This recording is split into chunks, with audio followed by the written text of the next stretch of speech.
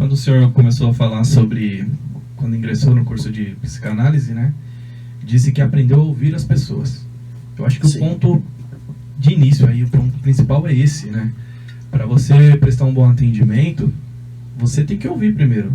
Para você ler aquele cliente, saber o perfil, coisa que nós já falamos aqui algumas vezes. Sim. Então, queria que o senhor discorresse um pouquinho mais sobre isso, a importância de saber ouvir, de como prestar atenção, né, no que a pessoa está te passando ali de informação, em palavras, em gestos, né, no jeito dela. Eu vou tentar transferir a minha realidade para a realidade de vocês. Sim.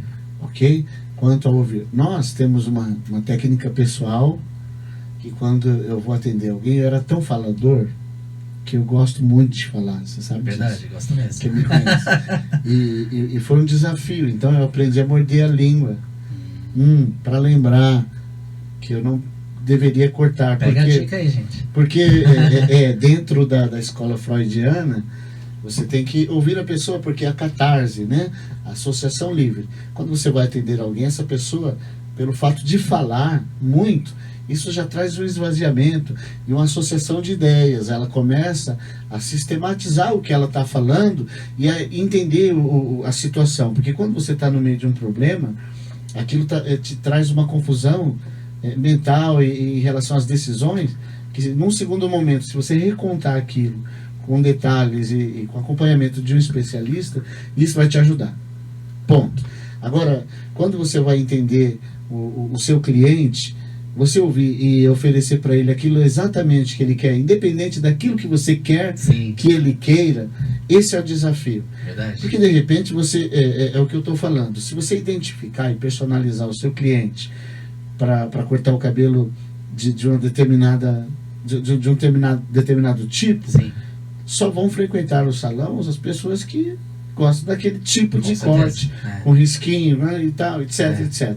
Entendeu? Mas quando você tem essa maturidade de ouvir, de entender, de deixar de lado a sua questão pessoal e fazer exatamente o que a pessoa quer, porque na verdade Você ganha o cliente. você ganha o cliente. É lógico que tem aqueles parâmetros de saber até onde você pode ir também, porque você sabe, você conhece a técnica do assunto e tem coisas que fogem da métrica da profissionalidade. Né? Os assuntos perigosos. Exatamente, tem coisas. Política, Não futebol. é bom comentar, né?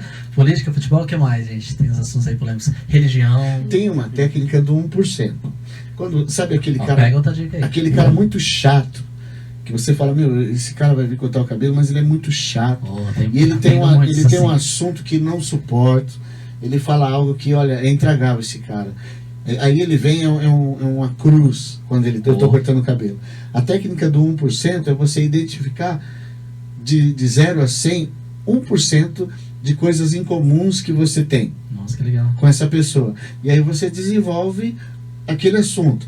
O camarada gosta de falar de futebol. Tá bom. E você é corintiano e ele palmeirense. Aí você identifica um jogador do passado do Palmeiras que dá para falar muito bem, ou do Corinthians, Sim. ou vice-versa.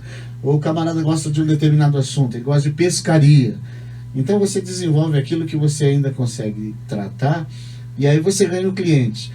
Porque quando você não está num dia legal e você não consegue desenvolver, você não premeditar esse pensamento, você não se condicionar a saber que aquela pessoa vai falar e o que vai falar, você acaba estragando, né, o relacionamento entre muito bom, inclusive profissional e cliente. Inclusive falamos isso recentemente aqui no podcast, inclusive sobre você conhecer o cliente no sentido de falar coisas que ele gosta, literalmente. Inclusive a gente falou até de acordo com a faixa etária, de acordo com o perfil do cliente, você adota uma linguagem diferente também, né? Como você mesmo falou, atender um senhor é diferente de atender uma criança, não é? Atender criança, inclusive, eu sei que você está muito por dentro, tem que saber sobre as musiquinhas que eles gostam de ouvir, os desenhos que eles gostam de assistir, né? A linguagem deve ser neutra, correto? Sim. Por exemplo, eu sou pastor de uma igreja que tem todas as faixas etárias. Sim. Mas eu não sou um líder de jovens, porque eu sou um coroa, barrigudo, e existe uma identificação. Hoje, um jovem de 13 anos, ele pensa diferente de um de 16. Antigamente não acontecia isso. o estilo musical é diferente, a roupa, a maneira de falar. O gosto do corte de cabelo. O gosto do corte de cabelo. E um de 16 é diferente de um de 19. Então, você tem que ter essa neutralidade de opções. Você tem que adotar uma regra que agrade a todos.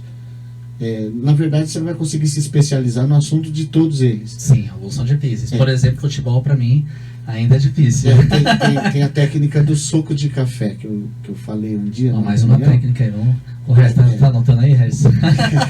Suco de café. Soco de café. Anota o do 1% também. O camarada começa uma conversa que você tá boiando ali, aí você sorria. Essa eu aprendi recentemente. Sorri. Aí depois você concorda. Poxa, entendi. Aí você desvia, fala, mas e o que você acha disso? Canaliza e fecha uma linha de pensamento. É a técnica do soco de café. Porque se você partir para um lado e o cliente para outro, aí começa uma disputa.